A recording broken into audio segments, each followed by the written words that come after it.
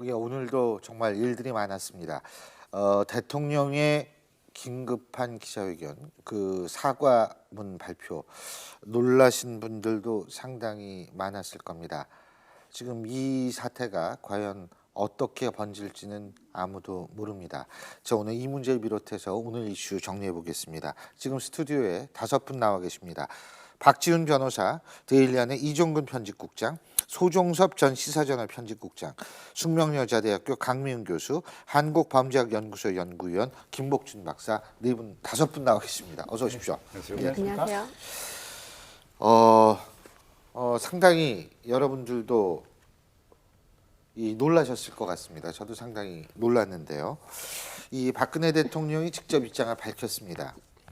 근데 지금 이 시점에서 자기가 본인이 직접 사과를 하고 이 사안에 대해서 설명을 한 이유가 뭐라고 보십니까?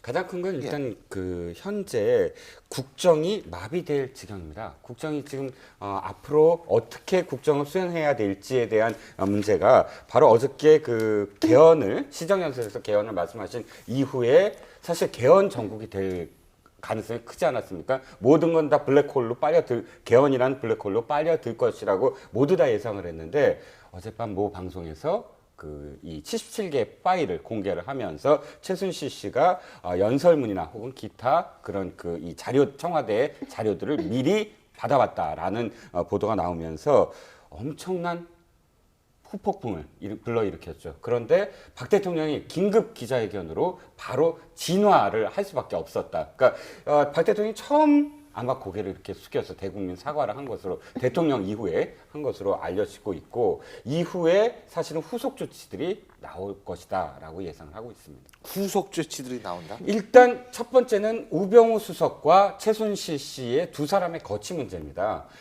대통령이나 최순실 씨야 그냥 아무런 야이니까 거취는 없는 거 아니에요?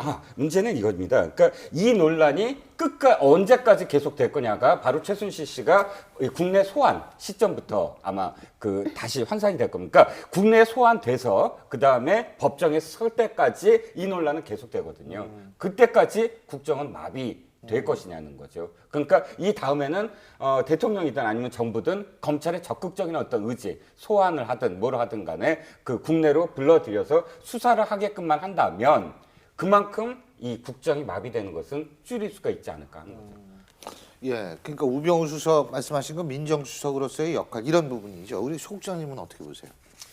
저는 기본적으로 어쨌건 이번 사안 부분에 대한 대통령의 인식 그리고 오늘 기자회견 발표라고 표현을 하는데 발표의 형식, 그 내용 전체적으로 좀 국민들이 보기에 많이 미흡하지 않았나 하는 그런 생각을 갖습니다. 지금 이 최순실 의혹이라는 것은 단순히 이게 연설문을 사전에 보고 고쳤다 이런 것을 넘어서서 그야말로 이제 정책이라든지 인사에까지 개입하는 국정농단이라는 측면에서 이 사안을 지금 국민들이 바라보고 있기 때문에 대통령이 거기에 대해서 어떤 대국민 기자회견이나 사과를 하게 된다면 그러한 그야말로 엄중한 인식 속에서 해야 되는데 오늘 보면은 일부 자료라든지 또 꼼꼼하게 챙기고자 하는 순수한 뜻 이런 전반적인 이 사과문에 흐르는 기조가 굉장히 그런 면에서 이 사태를 좀 안일하게 보고 있는 것 아닌가 하는 그런 생각이 좀 들고요.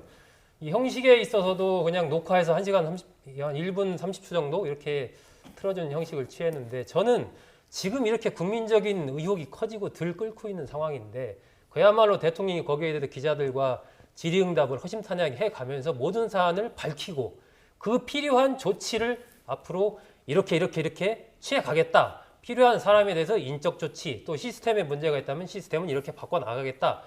이렇게 좀 속 시원한 그러한 모습을 보여줬으면 좀 나았을 것 같은데 아쉬움이 많이 남습니다. 이번에는 모든 사안을 안 밝혔다 이렇게 보시는 거예요? 저는 많은 미흡함이 있다라고 봅니다. 일단은 지금 연설문 부분에 대해서만 일부 최순실 씨의 관여 의혹을 대통령이 인정하고 거기에 대해서 사과한 것이다라고 보고 있고요. 하지만은 지난번 미르재단, K스포츠재단 출범 과정에서 여러 그동안의 언론 보도를 통해서 최순실 씨가 관여한 부분들이 많이 나왔지 않습니까? 지금은 민간 기업의 인사에까지 개입했다는 증언이 나오고 있고 또 나아가서 어떤 이 국가의 정책, 개성공단 폐쇄 문제라든지 이런 부분에도 최순실 씨와 관련된 이른바 비선팀이 움직였다라는 증언이 나오고 있는 그런 상황이기 때문에 대통령의 오늘 사과문은 대단히 그런 측면에서 보면 미흡했다. 저는 그렇게 의혹을 밝히긴 미흡했다 이렇게 평가하시는 앞으로 거죠? 계속 이 불씨가 계속해서 살아나갈 수밖에 없는 그런 상황이라고 보는 겁니다. 일단 아쉬운 점은 저도 있습니다. 대통령이 하는 메시지는 마침점이 돼야 됩니다.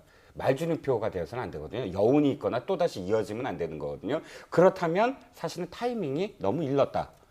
이것이 좀 더, 그러니까 지금 오늘 아침에, 아까 어저께 방송에서 그런 다음에 오늘 갑자기 4시에 말씀하셨듯이 후속 조치까지 다 발표하기에는 시간이 너무 짧거든요. 어차피 지금 어저께 그 일부 밝혀졌다면 후속 조치까지 예를 들어서 인사 조치를 어떻게 하고, 책임을 누가 지고, 그 다음에 뭐 그 다음 정치적으로는 어떻게, 정치적으로도 풀어야죠. 야당과의 어떤 관계. 그러니까 뭐 연정을 하든 거국내각을 하든 뭔가 이 패러다임을 한번 바꿀 수 있는 그런 제안까지도 포함하는 후속 조치라면 오늘 긴급하게 사과만 하고 끝날 것이 아니라, 그러니까 사과만 하고 끝나니까 또다시 이제 여운, 또다시 다른 어떤 이야기, 다른 의혹, 그다음 책임은 누가 지냐 이런 이야기들이 계속 나오지 않습니까?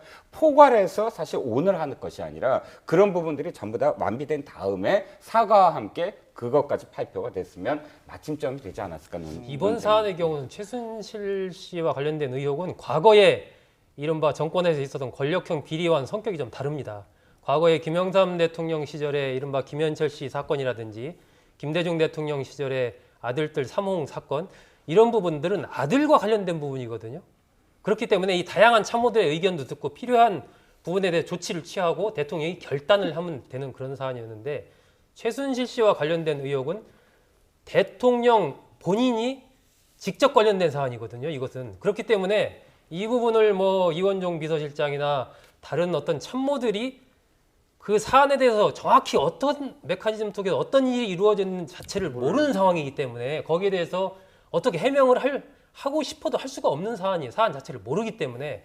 그렇기 때문에 이 사안 자체는 대통령이 전면에 나서서 국민들과 소통하고 대통령이 이 사안을 수습해 갈 수밖에 없는 그런 상황이거든요. 오늘 첫 번째 자리인데 첫 번째 자리에 대국민 사과치고는 그런 면에서 본다면 어떤 진정성이나 형식이나 내용이 저는 대단히 미흡했다라고 말씀을 드리는 겁니다. 요즘 최순실 의혹에 관련된 뉴스를 보면 이런 생각이 들어요. 무엇을 상상하건 그 이상을 보게 된다라는 정말 놀라운 건데요. 처음에는 뭐 재벌의 팔을 비틀어서 800억 모금을 했다 이런 의혹으로 시작을 하더니 이화여대 입시 비리 뭐 이런 식으로 나가고 또 뭐 거기에 개인적인 사안까지 나오고 어제는 아침에 폭탄 하나 떨어졌죠. 개헌. 그다음 저녁에 또 최순실 파일 폭탄 하나 떨어졌습니다. 그리고 오늘 대국민 사과를 했는데 이런 말 하더라고요. 세상에 없는 게 3가지가 있답니다. 뭐가 없는가 하면 공짜가 없고 정답이 없고 비밀이 없대요. 그러니까 많은 사람이 연결돼 있는 사안일수록 이건 비밀이 있을 수가 없다는 거죠. 지금도 시간이 지날수록 하나하나 더 밝혀지는 거고 어제 JTBC가 보도를 했지만 오늘 또 다른 보도 나올 거고요. 내일 또 다른 보도 나올 겁니다. 한 번에 다 보도하지 않잖아요. 근데 오늘 대국민 사과를 보면 대통령의 상황 인식이 좀 안일한 거 아닌가라는 생각을 저도 했는데 상황을 되도록 좀 축소하는 듯한 발언을 많이 하셨어요. 조금 도움을 받았다. 뭐 이런 것. 근데 이게 조금 도움을 받는 정도의 일로 끝날 수가 없는 거잖아요. 비서실장이 우리가 봉건 시대 사는 것도 아닌데 이런 얘기 했는데 결국 결과적으로는 우리가 봉건 시대 사는 것처럼 돼버렸단 말이에요.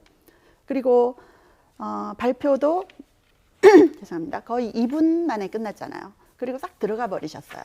저는 그 들어가시는 뒷모습을 보면서 아, 내가 이렇게 사과하고 발표했으니까 그리 아쉬워. 이런 느낌을 받았어요. 그래서 국민들을 정말 존중하시는 건가라는 생각까지 좀 들었는데 지금까지 어떤 사안이 있었을 때 청와대에서 사과나 어떤 발표를 할 때 굉장히 짧았습니다. 1분짜리 발표도 있었고 2분짜리 사과도 있었고 2줄짜리 사과도 있었어요. 근데 이런 것들은 어떻게 보면 좀 일관되게 국민들이 우리 좀 무시하는 거 아닌가 이런 느낌 받을 수 있는 거거든요. 예전에 그 미국의 백악관 출입을 50년 동안 했던 헬렌 토마스라는 여기자가 있습니다. 그 여기자가 이렇게 말했어요. 권력자에게 질문을 할 수 없는 사회는 민주사회가 아니다. 그리고 권력자는 대답할 의무가 있다. 그런데 박 대통령은 지금까지 보면 기자회견에 굉장히 인색하시고 사과에도 굉장히 인색하거든요. 그래서 이 정도 사과를 가지고 과연 이렇게 큰 일이 막아질까? 저는 거기에 대해서 좀 의문이에요. 사과를 한다는 것은 상대방이 들었을 때 아, 저렇게까지 사과를 하나 이런 느낌 받아야 되거든요. 김 박사님, 근데 네. 오늘 이제 김 박사님 그 박근혜 대통령의 이 사과문을 보셨죠, 그죠? 네, 네. 근데 이걸로 보면은 문건이 이렇게 하여간 최순실 씨한테 건너진 걸 본인이 인정했다 이걸 이렇게 볼 수 있는 건가요? 어떻게 보셨어요? 인정한 거죠. 근데 인정한 이제 거죠? 기간은 특정했어요. 일정 기간. 예. 보좌진이 꾸려지기 이전까지. 예, 예. 그러니까 이제 기간은 특정을 하셨는데 저는 그것도 걱정스러워요. 왜 그러냐면 이후에 지금 뭐 2탄, 3탄 뭐가 나올지 모르는데 지금 뭐가 나올지 모르지 않습니까? 아닌 게 아니라. 근데 지금 보좌진이 꾸려진 그 이후에 만약에 또 다른 문건들이 지속해서 최근까지 나온다면 이러면은 대통령이 지금 사과하신 그 말씀도 사실은 안 맞는 거잖아요. 그래서 이제 그 부분도 좀 우려가 되기는 해요. 사과대로라면 사실 큰 문제는 사실 저는 어떤 법적으로 예. 봤을 때는 정보 유출이라든지 그러니까 그런 대통령 기록물 관리법 위반 여부가 문제될 수 있지만 초안을 갖고 이거를 기록물로 봐야 될지는 좀 의문일 수도 있고요. 막 그거에 대해서는 사실은 좀 논란이 될 걸로 보입니다. 이거를 수사를 할 수 있는 사안은 아니지 않을까라고 뭐 초안을 갖고 막 그렇게 보이기는 하는데 일단 이것만 만약에 되고 끝난다 그러면 사과도 하고 뭐 될 수가 있는데 문제는 뭐 기간이라든지 다 패널들 얘기하다시피 이거 아니고 더 많이 된다 그러면 이 사과가 큰 의미가 없어지고 결국 혼자만 알고 있고 혼자만 사과하고 그 청와대도 모르는 그런 상황으로 되는 거거든요. 이렇게 된다면 법률적인 문제는 저희 의미가 없다고 봅니다. 뭐 대통령 기록물 관리법 위반이고 다 떠나가지고 이 과연 이 법하고 상관없는 다른 것들은 이제 어떻게 지금 감당이 될지 사실 저도 뭐 가늠이 전혀 안 됩니다. 근데 연설문 초안이냐 수정본이냐 원본이냐 이걸 따지는 것보다도요. 이제 요즘 그 추세는 이걸 기밀 그 자체의 보호보다도요. 그게 보호할 가치가 있는 거냐 여부를 떠나서 그런 비밀 문건 자체를 공무원이 임무에 위반해 가지고 밖으로 유출해서 위험에 처하게 되는 국민의 이득 침해예요. 바로 이제 바꿔서 얘기하면 그런 문건들이 그렇죠. 나가 가지고 약이 우리 국민들이 침해받는 이득 그거에 대한 침해거든요. 그렇게 따지면 또 이게 문제가 될 수 있어요. 그렇다면 결국은 대통령이 어떻게 보면 개입된 거거든요. 그렇죠. 대통령이 개입해서 대통령 기록물 관리법 위반이다. 상상도 할 수 없는 상황이 돼버리는 겁니다. 사실은 이전에 조홍천 그 행정가이라든지 이런 경우는 사실 그 사람들이 이제 유출했기 때문에 검찰 수사가 시작됐고 결국 조홍천 같은 경우는 무죄를 받았지 않습니까? 조홍천 의원 같은 경우는 막 그런 경우하고 이거 좀 달리 봐야 되지 않을까. 다만 대통령이 시켜서 이걸 했다. 이걸 법 위반으로 봐야 될지 예를 좀 들면 이제 또 한 번 죄송합니다. 예. 또 한 번 그 연설문과 관련해서는 사실은 연설문이 이 성격이 이렇게 좀 규정이 돼야 될 것 같아요. 이것이 어차피 국민들에게 공표될 내용이거든요. 그러니까 공표되지 아니하는 어떤 기밀 정보냐. 그러니까 마지막 초안이 아니더라도 마지막 순간이라도 그거는 연설문이라는 건 국민들에게 언제 어차피 공표될 드러날 정보이기 때문에 초안 단계에서 이것이 기밀이라고 할 수 있느냐라는 점. 그러니까 그래서 이것이 유출이냐 아니냐라는 건 논쟁적 소지가 있다. 그런데 또 대통령 기록물 관리법에 보면은요. 그게 꼭 직무 수행하고 관련해서 대통령 본인 보좌, 자문, 경호기관이 생산, 접수, 보유하는 문건까지 다 포괄한다고 돼 있어요. 그러니까 그러면 완성 여부를 따지진 않거든요. 근데 원래는. 주체가 만약에 대통령 청와대에 다른 사람이 그거를 했다 그러면 문제의 여지를 조금 볼 수가 있지만 주체가 대통령이 주체라 그러면 이건 법 위반 자체를 상정하기 어려운 게 아닌가. 알겠습니다. 그렇게 근데 보입니다. 어쨌든 제가 궁금한 게 있어요. 우리 시청자 여러분도 굉장히 궁금하실 텐데 최순실이 대체 어떤 사람이길래 예? 그 여러 사람들이 이렇게 머리를 맞대고 써놓은 연설문을 예? 본인이 딱 보고서 이거는 이런 식으로 할 수가 있었느냐는 거죠. 어느 정도의 전문성과 어느 정도의 이런 걸 갖추고 있었느냐. 그리고 지금 유출된 예. 문서, PC에서 발견된 문서를 보면 대통령 연설문뿐만이 아니고 어떻게 보면 인사 관련 그런 문서까지 보도도 있죠 지금. 들어가 예, 예. 있다는 보도가 나오지 예. 않습니까? 그렇게 본다면 아니 어떻게 이분이 국정 전반에 대해서 이런 걸 할 수 있을까? 그리고 이런 능력이 있는 분이라면 차라리 공식적인 어떤 자리를 줬으면 됐을 거 아닙니까? 그런데 비선으로 끝까지 남고 이렇게 되었기 때문에 더 문제가 된 거죠. 대통령 사과문에 보면 이제 대선 때도 도와준 분이다. 이렇게 홍보 연설을 도와줬다. 이렇게 되어 있는데 그렇게 함으로써 지금 문제가 더 커진 것 같습니다. 공식적인 자리가 없기 때문에 비선 아닙니까? 예전에 정윤회 문건 파문 때도 그때도 비서실장 위에 비선실장 있다 이런 말 했었거든요. 근데 지금 아무도 모르는 비선 실세의 지금 보면 비선도 아니고 거의 실세네요. 근데 이런 존재가 밝혀진다는 게 엄청난 일인 거고 저는 여기서 참 그래도 이번에 언론이 이걸 터뜨렸기 때문에 제대로 알려졌다 생각이 드는 게 검찰은 아무것도 하고 있지 않잖아요. 언론 보도 보고 그냥 수사를 하는 것처럼 보이기 때문에 이게 법이 어떻게 되느냐의 중요한 문제보다 국민 정서상 어떻게 이런 일이 있을 수 있느냐라는 분노가 지금 극에 달한 거죠. 그러니까 이게 지금 최순실 씨가 무슨 전지전능한 사람도 아니고 모든 분야에 걸쳐서 그 연설문을 보면서 뭐 대북 관계건 경제 문제건 인사 문제건 다 이걸 할 수가 없지 않습니까? 그러다 보니까 이른바 과거 지난 대선 때도 그런 얘기가 있었지만 삼성동 팀이 있다, 논현동 팀이 있다 이런 얘기가 많이 있었지 않습니까? 지금 이제 최순실 씨가 운영하는 이른바 비선 자문 조직이 몇 개가 있었고 그 각각 하나 부분에서 적게는 2명, 많게는 5명씩의 전문가들이 있었다라는 얘기가 이미 나오기 시작하고 있는 것이거든요. 그러니까 그런 사람들의 자문을 받아서 그걸 고친 것이고 필요하면 인사 부분까지도 조언을 하는 그러한 역할을 했다라는 증언이 계속 나오고 있기 때문에 그 부분과 관련해서 그 실체를 밝히는 부분이 앞으로 또 대두되는 중요한 어떤 문제 중에 하나인 것이죠. 알겠습니다. 자, 그렇다면 오늘 대통령이 대국민 사과 후에 각 당의 반응이 어떨지 저희 준비한 화면 함께 보시고 얘기 계속 이어가겠습니다. 대통령 회견 전에 청와대에 오늘 이런 요지에 입격평이 있어야 된다고 요청을 하신 건 맞죠? 여러분들의 의견을 좀 들었었고 당연히 저희들의 의견을 강력한 의견을 전달을 했었습니다. 대통령의 엄중한 상황 인식 그것이 듣고 싶은 것입니다.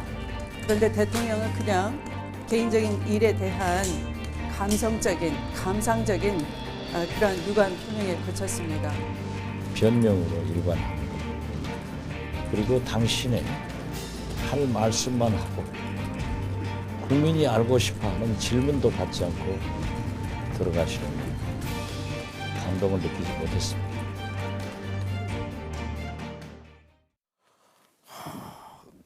이제 우리가 각 당의 반응, 근데 사실 여기서 굉장히 중요한 부분이요. 야당의 반응보다도 지금 여당의 반응을 저는 주목해야 된다고 봅니다.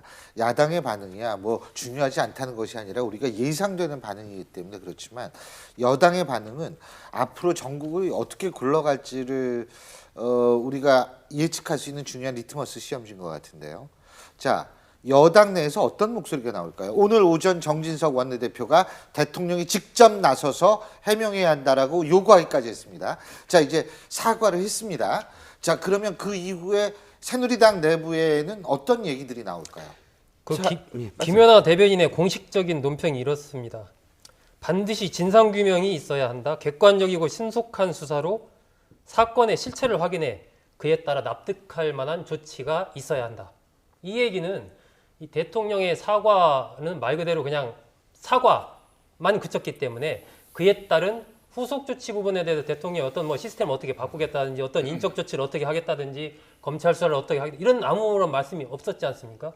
김연아 대변인의 이야기는 대통령의 사과에서 그쳐서는 안 되고 반드시 그에 따르는 이 사건의 실체에 대한 분명한 수사를 통해서 그 실체를 밝히고 그에 맞는 후속 조치를 해야 된다는 얘기는 결국 청와대의 이 우병우 수석을 포함한 여러 가지 인사 쇄신을 포함한 최순실 씨 귀국 문제라든지 등등의 조치가 뒤따라야 된다라는 그러한 함의를 갖고 있는 것이 아닌가 뭐 그렇게 저는 봅니다. 네. 자, 김용태 의원이 오늘 아침에 이 기자회견을 했습니다. 기자회견을 했는데 원래 탈당이라는 것을 언급하려고 했었어요. 그러다 이제 그거 삭제하고 기자들한테 탈당 아니다라고 삭제를 하고 어쨌든 박 대통령의 스스로 나서서 이것을 해명하라라고 요구를 했습니다. 근데 김용태 의원이 그러니까 박 대통령의 사과 기자회견 후에 이렇게 얘기했습니다. 탈당을 전격적으로 요구한다. 이건 당적 정리를 해라라고 요구를 했습니다. 이건 김용태 의원의 목소리가 많이 아니라 사실 새누리당 내부의 일단 비박들의 목소리이자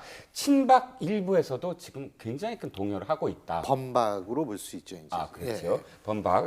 그리고 두 번째 좀 그 주목해야 될 게 사실상 당 대표의 어떤 의견을 들었는데 그러니까 이정현 대표는 박 대통령의 아까 그 사과와 일면 괴를 같이 한 발언을 사과 전에도 했었어요. 그러니까 친구한테도 물어볼 수 있지 않느냐라는 발언을 했기 때문에 저는 정진석 원내대표의 반응이 궁금합니다. 정진석 원내대표 오늘 그 최고위에서도 굉장히 강경한 발언을 했어요. 그리고 이후에 지금 어떤 반응을 내놓을지가 되게 궁금한데 왜냐하면 정진석 원내대표가 사실상 지금 그 반기문 총장의 하나의 어떤 또 이 반기문 총장이 돌아오는데 당내에서 큰 역할을 스스로 하겠다라고 지금 작정을 한 사람이고 또 지금까지 입장 자체가 굉장히 이 주류와는 또 다른 결이 다른 입장을 지금 갖고 있거든요. 예. 그래서 정성 원내대표가 앞으로 내일부터 어떠한 입장을 취하느냐, 내일 아침에 회의부터 어떤 입장을 취하느냐에 따라서 여당 내의 어떤 지금 변화,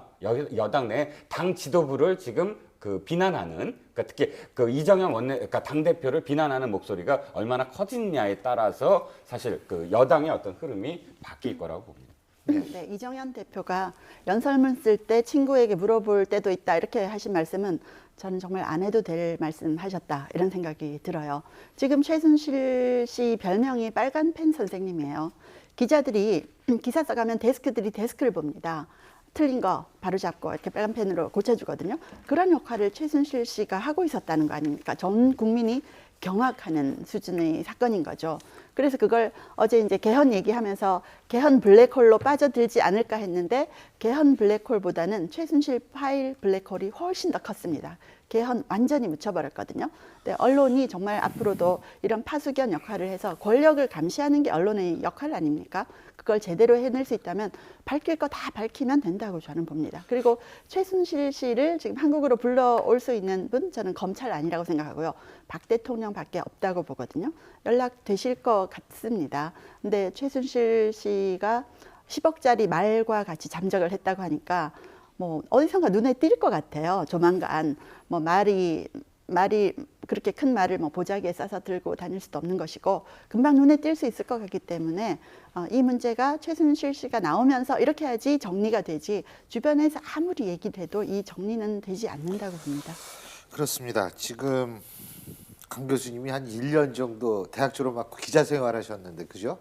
근데 이제 그때 경험까지 다 말씀을 해주셨는데 사실 이거 보면서 아까 그런 말씀을 해주셨죠. 개헌의 블랙홀, 개헌이 블랙홀이 아니라 사실은 최순실의 파일이 블랙홀이었다라는 그런 상황이 지금 초래됐습니다. 그리고 지금 이 상황은 상당히 참 위중한 상황이라고 볼 수밖에 없습니다. 새누리당 지금 비상대책회의와 비상체제로 넘어갔다고 얘기하는데요. 자, 이 위기 상황 어떻게 될지 앞으로 저희가 단순히 지켜보는 것뿐만이 아니고 저희도 목소리를 좀 내야겠죠.